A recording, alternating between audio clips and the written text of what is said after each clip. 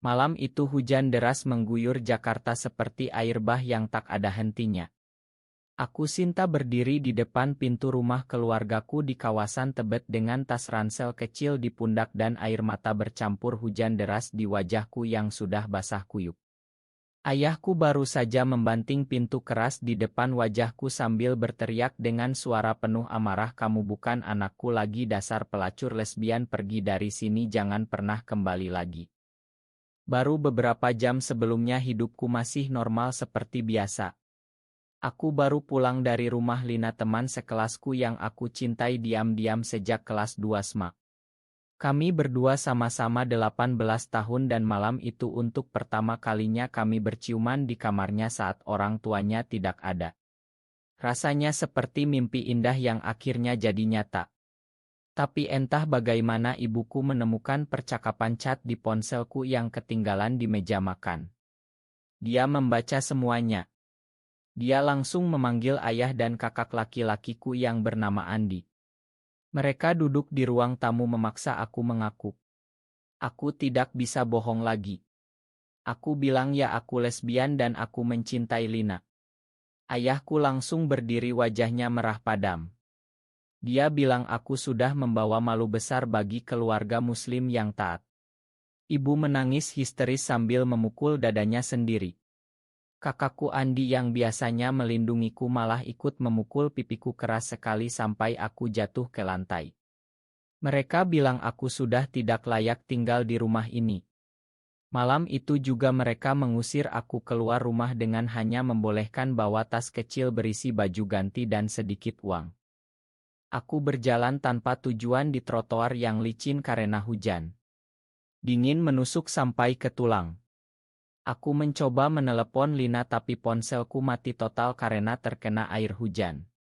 Aku duduk di bawah jembatan layang dekat stasiun Tebet mencoba tidur tapi suara kendaraan dan hujan membuatku terus terjaga. Malam pertama di jalanan terasa seperti neraka yang tak pernah kubayangkan. Aku memikirkan bagaimana ibuku yang dulu selalu memelukku setiap malam sekarang membenciku hanya karena aku mencintai perempuan. Mengapa Tuhan menciptakan aku seperti ini kalau dunia tidak mau menerima? Besok paginya aku bangun dengan badan pegal dan perut keroncongan. Aku mencoba mencari pekerjaan di warung-warung kecil sekitar Tebet tapi semua pemilik warung bilang mereka tidak butuh karyawan baru, apalagi gadis sesia aku tanpa ijazah yang lengkap dan tanpa alamat tetap. Aku akhirnya makan dari sisa makanan yang dibuang pedagang kaki lima. Malam kedua aku tidur di bangku taman dekat masjid. Aku takut sekali ada orang jahat lewat tapi aku tidak punya pilihan lain. Aku menangis sepanjang malam memikirkan masa kecilku yang bahagia sekarang hancur berantakan. Hari-hari berikutnya semakin berat. Aku mulai kehilangan harapan sama sekali. Aku berjalan kaki sampai ke kawasan Sudirman yang lebih ramai berharap ada kesempatan kerja serabutan. Tapi aku hanya jadi pengemis tidak resmi yang duduk di pojokan jalan meminta uang receh. Beberapa orang kasihan memberi aku roti atau uang 1.000-2.000 tapi kebanyakan malah memandang jijik. Aku tidur di pojok gedung perkantoran tinggi-tinggi dekat Bundaran HI.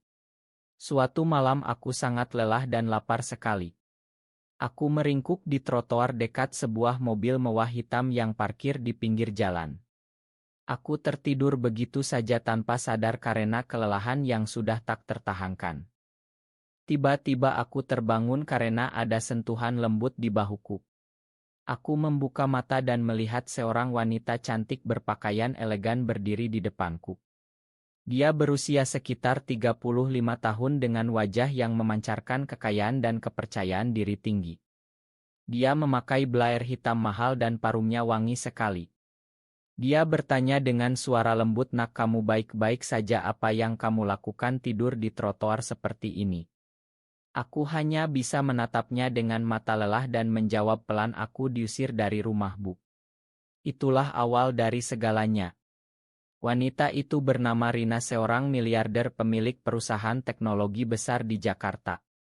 Dia baru saja keluar dari mobilnya setelah meeting larut malam dan melihat aku tertidur sendirian di trotoar basah dingin. Rina tidak langsung pergi setelah mendengarku. Dia malah membantuku berdiri dan memasukkanku ke dalam mobil mewahnya yang hangat. Aku takut pada awalnya karena aku tidak kenal dia sama sekali, tapi aku terlalu lemah untuk menolak. Dia membawaku ke apartemen mewahnya di kawasan Sudirman yang tingginya sampai lantai 20. Begitu masuk dia langsung menyuruh aku mandi air hangat dan memberi aku baju ganti miliknya yang masih baru. Setelah itu dia masak mie instan plus telur untukku dan duduk di depanku sambil menatap penuh perhatian. Aku ceritakan semuanya mulai dari keluargaku yang taat agama sampai aku diusir karena mengaku lesbian. Rina mendengarkan tanpa menghakimi. Dia bilang dia mengerti karena dia sendiri juga suka perempuan, tapi selama ini dia menyembunyikan identitasnya dari keluarga dan masyarakat agar bisnisnya tetap jalan. Sejak malam itu Rina memberiku tempat tinggal di apartemennya. Dia bilang aku boleh tinggal selama aku mau sampai aku bisa berdiri sendiri lagi. Dia juga memberi aku uang saku dan ponsel baru supaya aku bisa hubungi Lina. Aku langsung menelepon Lina keesokan harinya.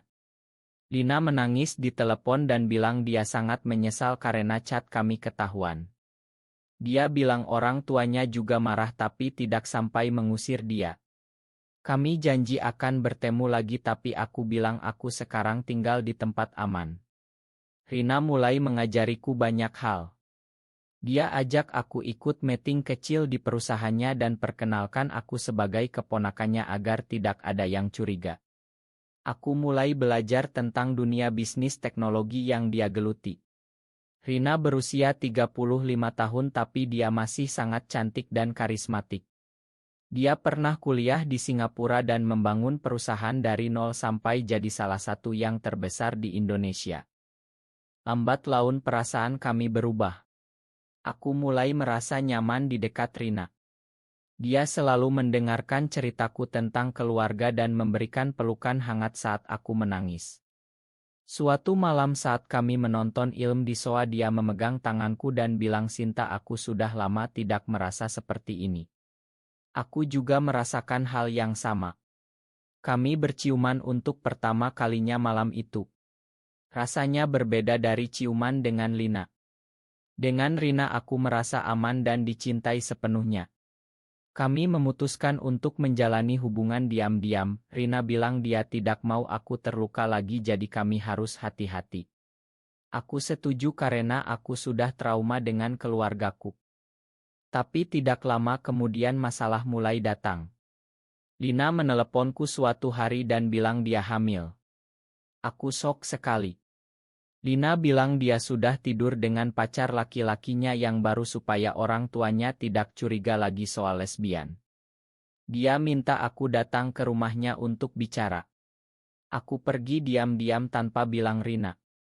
Saat bertemu Lina, dia memelukku dan bilang dia masih mencintaiku tapi dia tidak sanggup hidup di jalanan seperti aku. Dia bilang orang tuanya memaksa dia menikah dengan laki-laki itu. Aku pulang dengan hati hancur. Rina melihat aku sedih dan bertanya apa yang terjadi. Aku cerita semuanya. Rina memelukku dan bilang dia akan selalu ada untukku. Beberapa hari kemudian kakakku Andi tiba-tiba muncul di lobi apartemen Rina. Dia entah bagaimana dapat alamat dari teman Lina yang mengkhianati rahasiaku.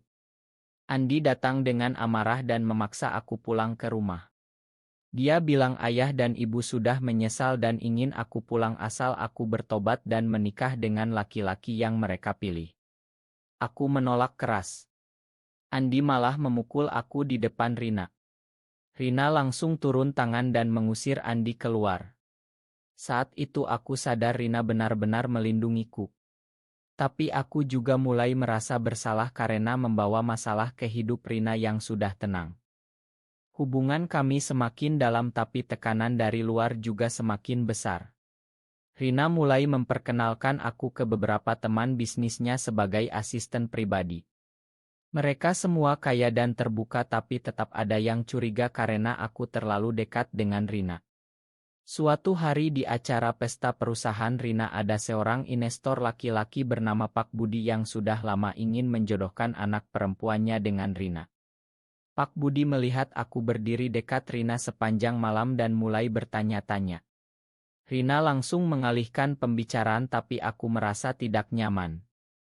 Malam itu di apartemen Rina bilang dia sudah menolak lamaran Pak Budi berkali-kali karena dia tidak mau menikah dengan laki-laki. Aku mulai belajar di kursus online yang Rina bayarkan.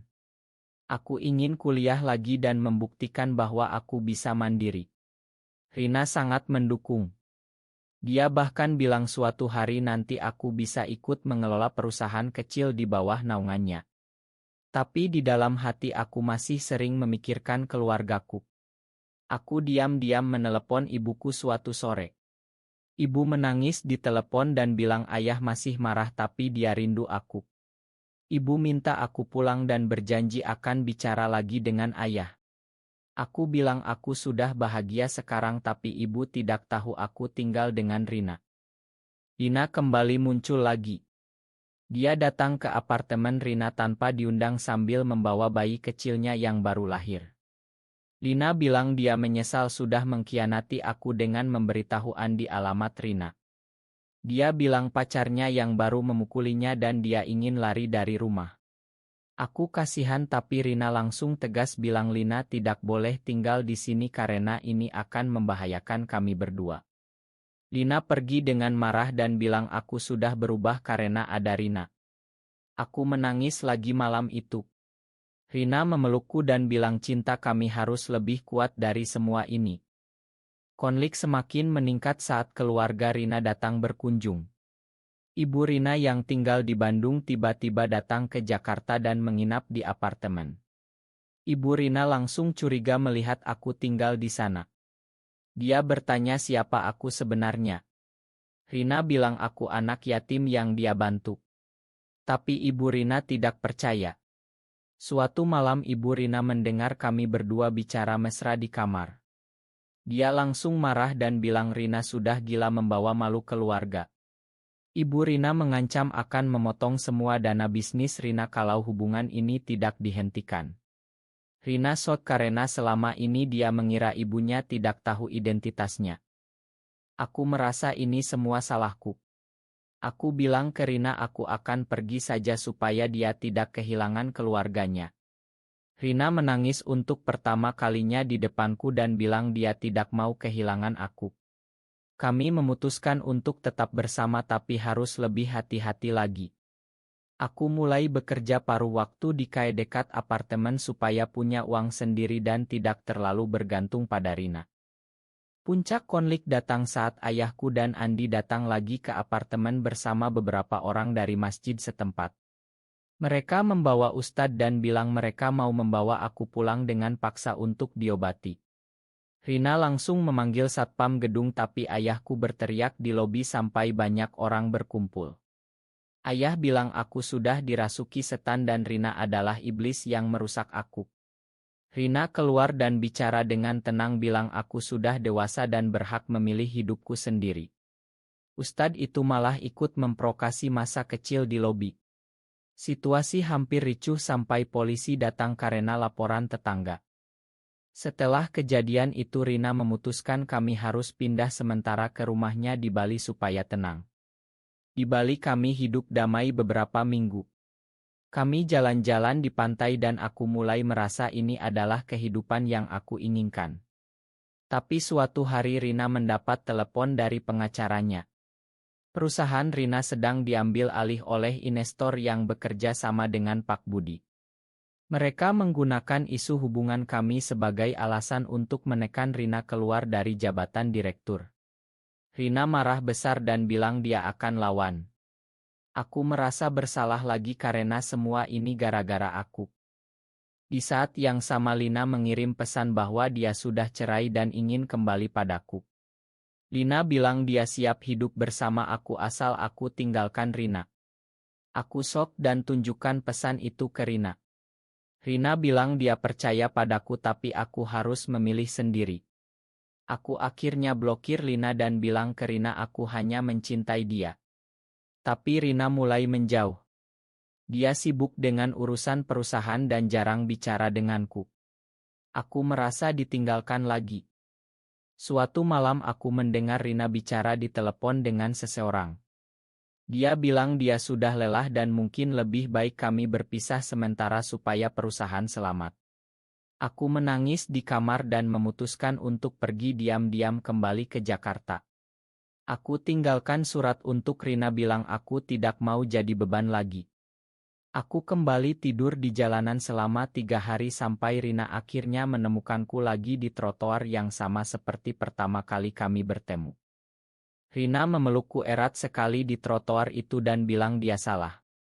Dia bilang perusahaan sudah dia selamatkan dengan cara lain dan dia tidak mau kehilangan aku lagi. Kami kembali ke Bali dan memutuskan untuk hidup terbuka. Rina mengumumkan identitasnya di media dan aku ikut di sisinya. Keluarga Rina akhirnya menerima setelah melihat betapa bahagianya Rina. Ayah dan ibuku juga perlahan melunak setelah aku kirim uang dan oto kehidupanku yang baru. Andi bahkan minta maaf lewat pesan. Aku mulai kuliah di universitas swasta yang Rina bantu biayai. Kami tinggal bersama di rumah baru di Bali dan membuka yayasan untuk anak-anak yang diusir keluarga karena orientasi seksual. Rina akhirnya menikah lagi dan kami tidak pernah bertemu lagi.